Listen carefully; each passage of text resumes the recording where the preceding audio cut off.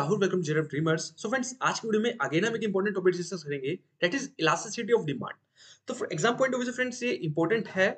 Generally जो है यहाँ से हमें प्रैक्टिकल क्वेश्चन भी देखने को मिल सकता है, जो जनरली प्राइस इलास्टिसिटी में से अभी तक आया है, या फिर थ्योरेटिकल क्वेश्चन भी यहाँ से देखने को मिल सकता है। क्वेश्चन कोई सा भी हो, लेकिन क्वेश्चन आना जरूर होता है इस टॉपिक में से। दैट्स वाई इसको मैंने इस सीरीज के अंदर इंक्लूड करा है, जो कि हम इंपॉर्टेंट टॉपिक्स की जो सीरीज है जो हमने स्टार्ट कर रखी है, इसलिए ये उसका एक पार्ट है। इसमें बेसिकली हम क्या क्या बात करने वाले हैं, तो बात करेंगे हम डिमांड क्या होता है, कौन कौन से डिटर्मिनेंट्स होते हैं। लाइकवाइज जो प्रीवियस ईयर में क्वेश्चन आया था डिटर्मिनेंट्स के रिगार्डिंग आया हुआ था। लो ऑफ डिमांड बेसिकली क्या है, जो सबसे इंपॉर्टेंट लो है। फिर हम इलास्टिसिटी की बात करेंगे, इलास्टिसिटी क्या होता है, कितने इसके टाइप्स होते हैं। और प्राइस इलास्टिसिटी, इनकम इलास्टिसिटी, दोनों इलास्टिसिटी काफी इंपॉर्टेंट है, ऑल्दो क्रॉस इलास्टिसिटी के बारे में बात करने वाले हैं। और लास्ट में मैं आपके लिए कुछ क्वेश्चंस लेके आया हूं जो प्रीवियस ईयर से रिलेटेड है, और इन फ्यूचर भी क्वेश्चंस वो आज किए जा सकते हैं, जिनका आंसर आपको देना है कमेंट बॉक्स में। तो वीडियो को लास्ट तक जरूर देखना, काफी हेल्प मिलेगी आपको इस वीडियो से। और वीडियो अच्छी लगे तो लाइक जरूर करना, चैनल को सब्सक्राइब कर लेना अगर आप कॉमर्स रिलेटेड किसी भी कॉम्पिटिटिव एग्जाम की प्रिपरेशन कर रहे हैं, चाहे आप टेट एग्जाम की कर रहे हैं या नेट एग्जाम की कर रहे हैं, तो आप इस चैनल को सब्सक्राइब कर सकते हैं। यहाँ पे आपको टाइमली जो है कंटेंट मिलता रहेगा। चलिएगा, बात करते हैं डिमांड की। तो डिमांड क्या है, बेसिकली जो कस्टमर्स हैं कितनी चीजों को खरीदने के उत्सुक हैं, जो चीजें उन्हें चाहिए। जैसे कि मान लो मुझे कार चाहिए, मेरा बजट भी है, मैं कार खरीदना भी चाहता हूं और मुझे खरीदनी भी है, तो मैं कार की क्या कर रहा हूं, डिमांड कर रहा हूं। लाइकवाइज मेरे घर में राशन लाने के पैसे नहीं है और मैं सोच रहा हूं कार खरीदने की, तो वो डिमांड नहीं है। क्यों नहीं है? क्योंकि मैं उस चीज को अफोर्ड नहीं कर सकता। तो डिमांड के लिए दो चीजों का होना जरूरी है। वो दो चीजें कौन सी है हमारे पास? पहला तो है विलिंगनेस, आपकी विलिंगनेस होना, आपकी इच्छा होनी चाहिए किसी चीज को खरीदने की। इच्छा नहीं है तो भाई डिमांड कैसे कहला जाएगी? और एबिलिटी होनी चाहिए, ठीक है, आप उस चीज को खरीदने लायक होने चाहिए, ठीक है, आपकी जो जेब है उस चीज को अफोर्ड होनी चाहिए कि भाई मैं इस चीज को खरीद सकता हूं, तभी वो डिमांड कहलाएगी। तो डिमांड के लिए दो कंपोनेंट्स, एक तो विलिंगनेस होनी चाहिए और दूसरी क्या होनी चाहिए, एबिलिटी होनी चाहिए।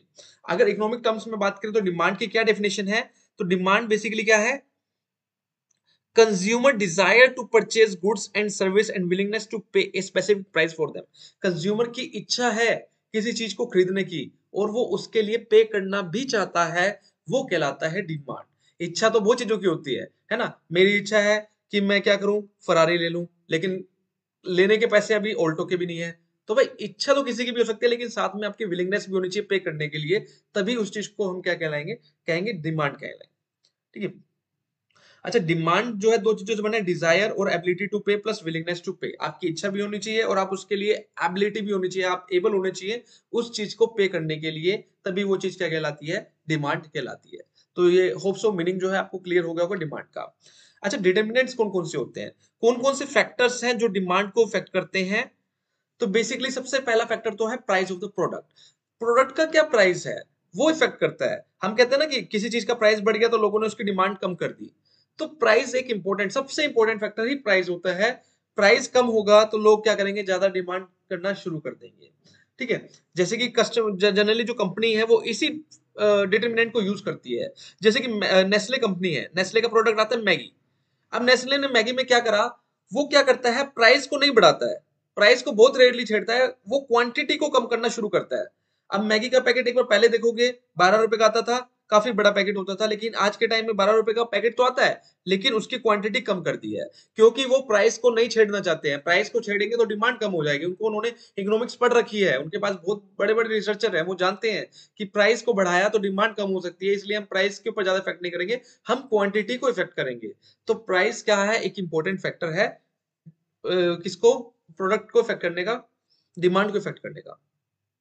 नेक्स्ट है income of the consumer. Consumer की जो इनकम है वो भी क्या है, इफेक्ट करती है। जैसे कि मैंने कहा कि मुझे खरीदनी है फरारी, भाई इनकम तो मेरी है 4 पैसे की और मैं सोच रहा हूँ फरारी खरीदने की, तो ये कोई लॉजिक नहीं है। हाँ, लेकिन जिस दिन मेरी इनकम अच्छी हो जाएगी, जिस दिन मैं करोड़पति हो जाऊंगा, तो उस दिन मैं उसके बारे में सोच रहा हूँ, तो that's the reason of demand.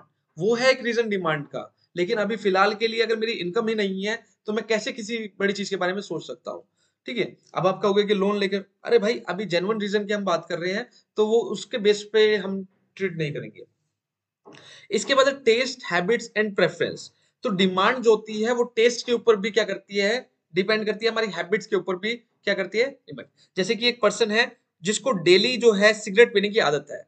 अगर मान लो सरकार ने कल को सिगरेट के ऊपर टैक्स लगा दिया और टैक्स लगाया 1000%, भाई जिसको आदत है वो फिर भी पिएगा। वो ये हो सकता है कि दिन में 2 पीता था, अब 1 पीना लग जाए, लेकिन जो हैबिट बनी हुई है, जो आदत बनी हुई है, अब उसको छोड़ना मुश्किल है। तो हैबिट भी हमारी डिमांड को क्या करती है, इफेक्ट करती है। इसके बाद relative price of other goods. अब दो गुड्स होते हैं, एक होता है सब्स्टिट्यूट गुड्स और दूसरा होता है हमारे पास कॉम्प्लीमेंट्री गुड्स। सब्स्टिट्यूट गुड्स कौन सा होता है, जैसे कि चाय और कॉफी। मतलब अगर मान लो एक चीज नहीं है तो उसके बदले में मैं दूसरा यूज कर लूंगा, उसका सब्स्टिट्यूट कौन सा है, चाय का सब्स्टिट्यूट है कॉफी। तो अगर मान लो चाय की रेट बढ़ जाती है तो लोग सोचेंगे चलो ठीक है अब चाय छोड़ो, अब कॉफी पीना स्टार्ट कर देते हैं क्योंकि कॉफी की रेट कम है। तो ये है सब्स्टिट्यूट गुड्स। दूसरा है कॉम्प्लीमेंट्री गुड्स, जो एक दूसरे के ऊपर डिपेंड होते हैं, जैसे पेन और इंक। भाई पेन तभी है जब उसके अंदर इंक डली होगी, तभी तो पेन का कुछ यूज कर पाएंगे। अगर पेन के रेट बढ़ते हैं या इंक के रेट बढ़ते हैं तो कॉमन सी बात है पेन के रेट भी बढ़ जाएंगे। ओके, जैसे कि शूज का पेयर आता है तो एक शूज दूसरे के ऊपर डिपेंड है ना, एक तो कोई डाल के नहीं जाएगा, एक सिंगल तो कोई नहीं डाल के जाएगा, तो दोनों का डिपेंड करता है। तो इसी तरह जो गुड्स आपस में एक दूसरे के ऊपर डिपेंड करते हैं वो कौन से होते हैं, हमारे पास कॉम्प्लीमेंट्री गुड्स होते हैं। तो ये भी हमारी डिमांड्स को क्या करते हैं, इफेक्ट करते हैं। कस्टमर की एक्सपेक्टेशंस, कस्टमर फ्यूचर में क्या सोचा, जैसे कि मैं सोच रहा हूँ कि कल को गोल्ड के प्राइस है ना बढ़ने वाले हैं, तो मैं सोच रहा हूँ कि क्यों ना आज ही गोल्ड खरीद लूं, क्योंकि कल को प्राइस बढ़ जाएंगे तो कोई बेनिफिट नहीं है। ठीक है, तो हमारी एक्सपेक्टेशंस क्या है फ्यूचर के रिगार्डिंग, वो भी इफेक्ट करती है डिमांड को, करंट लेवल की डिमांड को। चेंजेस इन पॉपुलेशन, दिन पर दिन जनसंख्या बढ़ती जा रही है, ज्यादा लोग होंगे तो क्या करेंगे, ज्यादा डिमांड करेंगे, ज्यादा डिमांड करने से प्राइस भी क्या होंगे, ज्यादा बढ़ेंगे। तो कहीं ना कहीं पॉपुलेशन का बढ़ना भी क्या होता है, डिमांड को इफेक्ट करता है। Changes in distribution of income, income का जो डिस्ट्रीब्यूशन है वो भी क्या करता है, डिमांड को इफेक्ट करता है। ठीक है, कि किस तरह हमारी जो इनकम है वो डिस्ट्रीब्यूट करी जा रही है, रिच के पास अगर ज्यादा आ रहा है और पुअर के पास कम आ रही है तो कहीं ना कहीं इनक्वालिटी ऑकर होगी। तो ये भी हमारी डिमांड को क्या करेंगे, इफेक्ट करेंगे। गवर्नमेंट की पॉलिसीज है, गवर्नमेंट ने रिसेंटली टैक्स रेट्स में चेंज करा है। अगर गवर्नमेंट टैक्स को बढ़ा देगी तो कहीं ना कहीं लोगों के पास जो है डिस्पोजेबल इनकम कम रह जाएगी, तो डिमांड भी हमारी क्या हो जाएगी, कम हो जाएगी। तो टैक्स, गवर्नमेंट की पॉलिसी जो है वो भी इफेक्ट करती है। Saving and rate of interest भी हमारा डिमांड को क्या करता है, इफेक्ट करता है। तो ये सारे डिटर्मिनेंट्स हैं तो जो डिमांड को क्या करते हैं, हमारे इफेक्ट करते हैं। चलेगा, अब हम बात करते हैं लॉ ऑफ डिमांड। अब लॉ ऑफ डिमांड क्या कहता है, सबसे पहली बात तो लॉ ऑफ डिमांड एक चीज पे ट्रीट करता है, वो कहता है अदर थिंग बीइंग इक्वल। बाकी सारी चीजों को आप इक्वल मानकर चलिएगा। There is a negative relation between demand for a commodity and its price. तो लॉ ऑफ डिमांड हमेशा प्राइस के बीच में और कमोडिटी के बीच में रिलेशनशिप बनाकर चलता है। कि लॉ ऑफ डिमांड कहता है कि अगर किसी चीज के प्राइस बढ़ेंगे तो डेफिनेटली उसकी डिमांड क्या होगी, कम होगी। अदर थिंग बीइंग इक्वल, बाकी सारी चीजों को इक्वल कर दीजिए। अब सारी चीजों में क्या आएगा, टेस्ट, उसका हैबिट, उसकी ये सारी चीजें भाई छोड़ दीजिए। हम सिर्फ प्राइस को और डिमांड को लेकर चल रहे हैं, ये साफ साफ इसमें कह दिया गया है। तो लॉ ऑफ डिमांड कहता है कि there is a negative relation between the demand for the commodity and its price. अब इसका अदर वर्ड्स में अगर हम बात करें तो क्या मतलब हुआ, when price of the commodity increases demand for its fall, and when the price of commodity decreases demand for its rise. भाई प्राइस बढ़ेंगे तो डिमांड क्या होगा, घटेगी, और प्राइस घटेंगे तो डिमांड क्या होगा, बढ़ेगी। अब इस की कुछ अजम्पशंस हैं। अजम्पशन जनरली पूछ ली जाती है फ्रेंड्स को एग्जाम के अंदर, बहुत बार क्वेश्चन आ जाता है इसका एजम्पशन से रिलेटेड। तो एजम्पशन क्या है, सबसे पहले तो no changes in consumer income, consumer की इनकम में कोई चेंज नहीं होगा। No change in the customer preference, no change in fashion, no change in the price of related goods. ये सारे अदर डिटरमिनेंट्स हैं फ्रेंड्स, जो हमने लिखा है ना ऊपर, अदर थिंग्स बीइंग इक्वल, तो वो सारी अदर थिंग्स यही है सारी की सारी हमारे पास। अच्छा, इसके कुछ एक्सेप्शंस हैं, वो क्या है, जनरली एक्सेप्शन पूछ ली जाती है एग्जाम के अंदर। सबसे पहला तो है वेबलन गुड्स।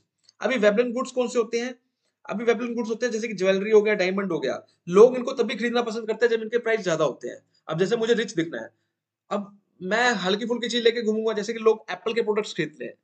फोन तो नॉर्मल भी होते हैं, अब एप्पल के फोन 1.5 लाख के, 2-2 लाख रुपए के फोन आते हैं।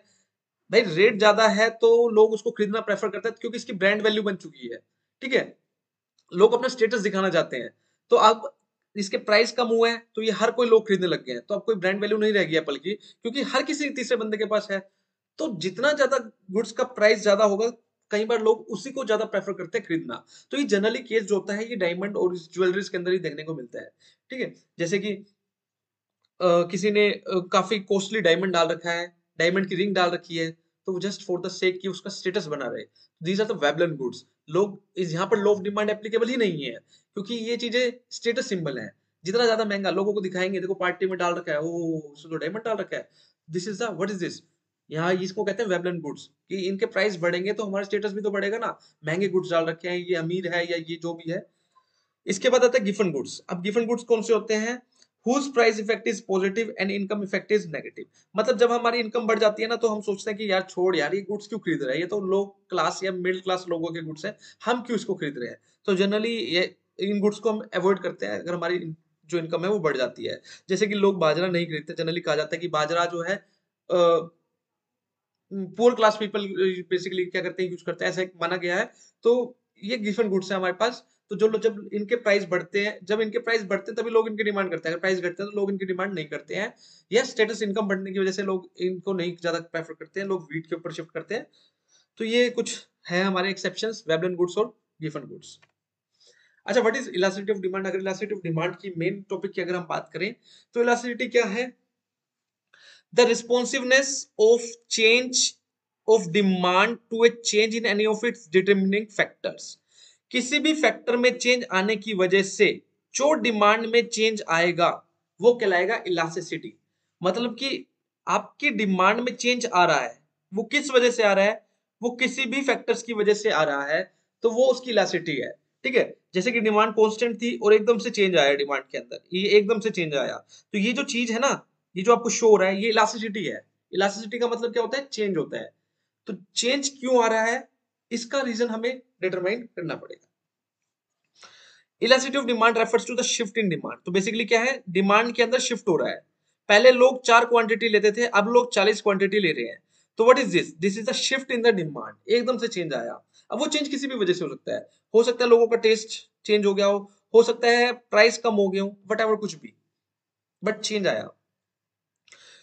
अगर हम इसके बारे में पढ़ें, when a change occurs in one of the variables that buyers consider as a part of their purchase decision, it is a relationship between demand and another variable। यहाँ पे एक चीज सोचने वाली है फ्रेंड्स, यहाँ पे another variable की बात कर रखी है। तो डिमांड और डिमांड के साथ कोई भी वेरिएबल, वेरिएबल का मतलब या टेस्ट या रिलेटिव प्राइस का goods, substitute goods, complementary goods, price, कुछ भी वेरिएबल हो सकता है जिसकी वजह से चेंज आ रहा है डिमांड के अंदर, उसी को हम कहेंगे इलास्टिसिटी ऑफ डिमांड।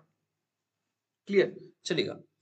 अब इलास्टिसिटी ऑफ डिमांड्स के 3 टाइप्स होते हैं जो जनरली हमसे पूछे जाते हैं। पहला है प्राइस इलास्टिसिटी ऑफ डिमांड। ठीक है, पहला है हमारे पास प्राइस इलास्टिसिटी ऑफ डिमांड, दूसरा है इनकम इलास्टिसिटी और तीसरा है हमारे पास क्रॉस इलास्टिसिटी ऑफ डिमांड। अगर हम बात करें प्राइस इलास्टिसिटी ऑफ डिमांड क्या होता है, देखो नाम से पता लग रहा है, अगर डिमांड में चेंज आ रहा है सिर्फ प्राइस की वजह से, उस गुड्स के प्राइस की वजह से, तो वो क्या कहलाएगा? प्राइस इलास्टिसिटी ऑफ डिमांड कहलाएगा। तो measure how sensitive the quantity demand to its price change. जैसे कि प्राइस घट गया तो डिमांड बढ़ गई, प्राइस बढ़ गया तो डिमांड घट गई। तो प्राइस की वजह से जो चेंज आ रहा है वो कौन सा कहलाता है हमारे पास? Price elasticity of demand. देखो इसका अगर हम अपोजिट देखें, if a price change leads to a relative small change in quantity demanded, then the demand is considered elastic. अगर मान लो प्राइस में चेंज हुआ और डिमांड में चेंज ही नहीं हुआ या बिल्कुल माइनर सा चेंज हुआ, तो हम कहेंगे जो डिमांड थी वो कैसी थी? इन इलास्टिक थी। जैसे कि नमक है, सोल्ट की मैं बात कर रहा हूं, अगर सोल्ट के प्राइस 100 रुपए भी कर दें तभी भी डिमांड करनी ही पड़ेगी। ऐसा तो नहीं है ना कि हम सोल्ट का कम यूज करना स्टार्ट कर देंगे या ज्यादा यूज करना स्टार्ट कर देंगे, डिमांड तब भी होगी। तो हम कहते हैं कि सोल्ट की जो डिमांड होती है ना, वो कैसी होती है? इन इलास्टिक होती है, क्योंकि वो प्राइस के ऊपर डिपेंड ही नहीं होती है। ये नेसेसिटी है, इसके बिना तो हमारी सब्जी नहीं बनेगी, रोटी नहीं बनेगी, तो ये नेसेसरी है, नेसेसरी गुड्स में काउंट होता है। तो इसकी डिमांड कैसी होती है? इन इलास्टिक होती है। अच्छा, जैसे इसका जो एक फॉर्मूला है, जनरली हमें प्रैक्टिकल क्वेश्चन देखने को मिलता है, आपको दे रखा होगा ऊपर, हमें डिमांड दे रखा होगा, करंट ईयर डिमांड दे रखा होगा, फ्यूचर डिमांड दे रखा होगा, जो भी दे रखा होगा, प्राइस दे रखा होगा, करंट ईयर प्राइस देखा होगा, फ्यूचर प्राइस देखा होगा। तो आपको क्या रखा होगा? इलास्टिसिटी ऑफ डिमांड निकालिए। तो बेसिकली कैसे निकालेंगे? Percentage change in the demand in the goods, जितना चेंज आया डिमांड में, और डिवाइड बाय जितना चेंज आएगा किसके अंदर? Change in the price of the goods. तो हमारा क्या निकला आएगा? इलास्टिसिटी ऑफ डिमांड निकला आएगा। तो इसका एक प्रैक्टिकल क्वेश्चन भी आया हुआ है फ्रेंड्स प्रीवियस ईयर में, आगे देखेंगे हम उसको। ठीक है। अच्छा, अब हम बात करते हैं इनकम इलास्टिसिटी ऑफ डिमांड। अभी तक हम बात कर रहे थे कि प्राइस में चेंज आने की वजह से जो डिमांड में चेंज आ रहा है वो प्राइस इलास्टिसिटी है। इनकम इलास्टिसिटी कौन सा होता है? इनकम में जो चेंज आने की वजह से आपकी डिमांड में चेंज आ रहा है उसको हम कहेंगे क्या? Income elasticity of demand. तो बेसिकली क्या है? It reflects how quantity demanded changes in response to change in the consumer income. तो कंज्यूमर की इनकम में चेंज आने की वजह से जो उसके डिमांड में चेंज आ रहा है वो कौन सा कहलाएगा? इनकम इलास्टिसिटी कहलाएगा। अच्छा, इनकम इलास्टिसिटी को निकालने का फॉर्मूला क्या है? Percentage change in the demand of the goods. ऊपर हमेशा डिमांड ही आता है, नीचे हमारा क्या आएगा? परसेंटेज चेंज इन कंज्यूमर इनकम।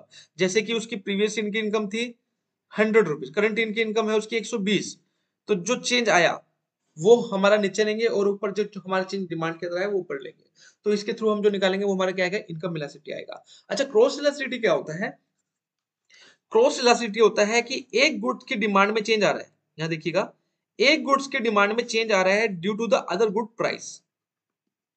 जैसे कि कॉफी की डिमांड में चेंज आ रहा है क्योंकि टी के प्राइस में चेंज आ चुका है। तो एक गुड के प्राइस में चेंज आने की वजह से दूसरे गुड्स की डिमांड में चेंज आ रहा है, उसको हम क्या कहते हैं? क्रॉस प्राइस इलास्टिसिटी कहते हैं। तो अगर इसकी डेफिनेशन पढ़े तो ये क्या बताता है? Indicates how the quantity demand of one goods changes in response to change in the of the price of other good. और इसको निकालने का बेसिकली फॉर्मूला क्या होता है? Percentage change in the demand of goods X divide by change in the price of the goods Y. तो एक चीज हमेशा याद रखना फ्रेंड्स, जो डिवाइड में हम लेंगे ना वो हमेशा उसके प्राइस ही रहेंगे, चाहे प्राइस ऑफ अदर गुड्स होगा या इनकम होगा। इनकम प्राइस हमेशा डिवाइड, और जो डिमांड रहती है वो हमेशा ऊपर रहती है। जो जनरली हमारी मिस्टेक हो जाती है जब हम प्रैक्टिकल क्वेश्चन को सोल्व करते हैं, तो ये चीज ध्यान रखना, थोड़ा सा क्लैरिटी रहेगी। अच्छा, डिग्री जो है प्राइस इलास्टिसिटी ऑफ डिमांड की हमारी टोटल कितनी? 5 डिग्री होती है प्राइस इलास्टिसिटी ऑफ डिमांड की। ये इसमें से भी काफी बार क्वेश्चन पूछा गया है, तो एक बार देख लेते हैं। सबसे पहला है परफेक्ट इलास्टिक डिमांड। तो ये है हमारी perfect elastic demand. Perfect elastic demand क्या कहता है? When a negligible or no change in the price brings about a very large or infinity change in quantity demand. मतलब कि हमने हल्का सा प्राइस बढ़ाया और डिमांड के अंदर एकदम इन्फिनिटी चेंज आ जाता है, तो उसको क्या कहते हैं? परफेक्टली इलास्टिक डिमांड कहते हैं। ठीक है, जैसे कि बहुत सारी कोई कॉस्टली चीज है, उन्होंने थोड़ा सा प्राइस बढ़ाया तो लोगों ने एकदम डिमांड बंद कर दी या बहुत कम कर दी, तो उसकी जो डिमांड हम क्या कहेंगे? परफेक्टली इलास्टिक डिमांड कहेंगे। जैसे कि कंफर्ट गुड्स होते हैं हमारे पास, जिनकी हमें रिक्वायरमेंट नहीं है, हम तभी लेते हैं कि यार उनके प्राइस सस्ते हैं या फिर ठीक है ले लेते हैं अभी सही है, तो वो हमारे कौन से होते हैं? उनकी जो डिमांड रहती है जनरली कौन सी रहती है? परफेक्टली इलास्टिक डिमांड रहती है। अच्छा, इसके अलावा इसका अपोजिट होता है परफेक्टली इन इलास्टिक डिमांड। अच्छा, इन इलास्टिक डिमांड क्या कहते हैं? प्राइस में चाहे कितना मर्जी चेंज कर लो, घटा लो, बढ़ा लो, डिमांड हमेशा कैसी रहती है? कांस्टेंट रहती है, डिमांड वैसी ही रहती है। तो ये होते हैं हमारे पास परफेक्टली इन इलास्टिक डिमांड। अच्छा, परफेक्टली इन इलास्टिक डिमांड की अगर हम बात करें तो इसके एग्जांपल है हमारे पास सोल्ट। तो सोल्ट ऐसा है जो इसकी रिक्वायरमेंट रहेगी रहेगी, चाहे कितना प्राइस घटा लो चाहे बढ़ा लो। तो अच्छा, परफेक्टली इन इलास्टिक डिमांड में जो ई होता है, ई होता है जो हमारी इलास्टिसिटी को डिफाइन कर रहा है, इलास्टिसिटी। इसमें ई जो रहता है वो कैसा रहता है? जीरो के इक्वल रहता है। ठीक है, यहाँ पे जो ई रहता है वो कैसा रहता है? इन्फिनिटी रहता है। ये चीज ध्यान रखना, मैच ऑफ द फ्लोइंग में पूछा जा सकता है। अच्छा, इसके बाद हम बात करते हैं ग्रेटर देन इलास्टिसिटी डिमांड। तो यहाँ पे जो ई है वो ग्रेटर देन 1 है। इसका मतलब क्या हुआ? When the change in the quantity demand for a commodity is more than proportionate change in the price. मतलब मैंने प्राइस बढ़ाया 2 रुपए, डिमांड बढ़ गई 20 रुपए, मतलब जितना मैंने प्राइस बढ़ा रहा हूं उससे कई गुना ज्यादा जो है हमारी डिमांड बढ़ रही है, उसको हम क्या कहते हैं? Greater than elasticity demand. Greater elasticity demand हम उसको कहते हैं। तो ये देखिएगा, मैंने प्राइस बढ़ाया कितना? इतना, थोड़ा सा प्राइस बढ़ाया और डिमांड बढ़ गई कितनी? इतनी। तो जब डिमांड थोड़े से प्राइस बढ़ाने से डिमांड ज्यादा बढ़ जाती है तो उसको हम कहते हैं ग्रेटर प्राइस इलास्टिसिटी। अच्छा, हमारा जो है लेस देन प्राइस में क्या होगा? इसका अपोजिट कर दीजिए, जब हमारी क्वांटिटी डिमांडेड कम बढ़ती है लेकिन प्राइस हम ज्यादा करते हैं, क्या करते हैं? बढ़ाते हैं, मतलब इसका अपोजिट हो जाता है। ठीक है, when the change in quantity demanded for a commodity is less than proportionally change in the price. जितना प्राइस में चेंज करा उससे कम हमारी जो है क्वांटिटी डिमांड में चेंज आता है, तो वो कौन सा कहलाता है? लेस देन इलास्टिक डिमांड होता है। ठीक है, ये देखिएगा, हम प्राइस में तो बहुत सारा चेंज कर रहे हैं लेकिन क्वांटिटी डिमांड भी क्या हो रही है? कम हो रही है। मतलब जितना हम प्राइस में चेंज कर रहे हैं उससे कम हमारी क्वांटिटी डिमांड में चेंज आ रहा है, तो वो क्या कहलाता है? Less than elastic demand. अच्छा, यूनिटरी क्या है? बिल्कुल इक्वल। जितना प्राइस में चेंज करोगे एग्जैक्टली उतना ही हमारा क्वांटिटी डिमांड में चेंज आएगा। तो when the proportionate change in the quantity demanded leads is exactly the same as change in the price, it is said to be unitary elastic. यहाँ पे ई जो आता है किसके इक्वल रहता है, 1 के इक्वल रहता है। ओके, अब हम बात करते हैं degree of income elasticity of demand. Income elasticity of demand की कितनी डिग्रीज होती हैं? इसकी 3 होती हैं। प्राइस की कितनी होती है? 5 होती हैं। अच्छा, इसकी कौन कौन सी होती हैं? पहला तो है नेगेटिव इनकम इलास्टिसिटी, दूसरा है जीरो इनकम इलास्टिसिटी और तीसरा है यूनिट इनकम इलास्टिसिटी।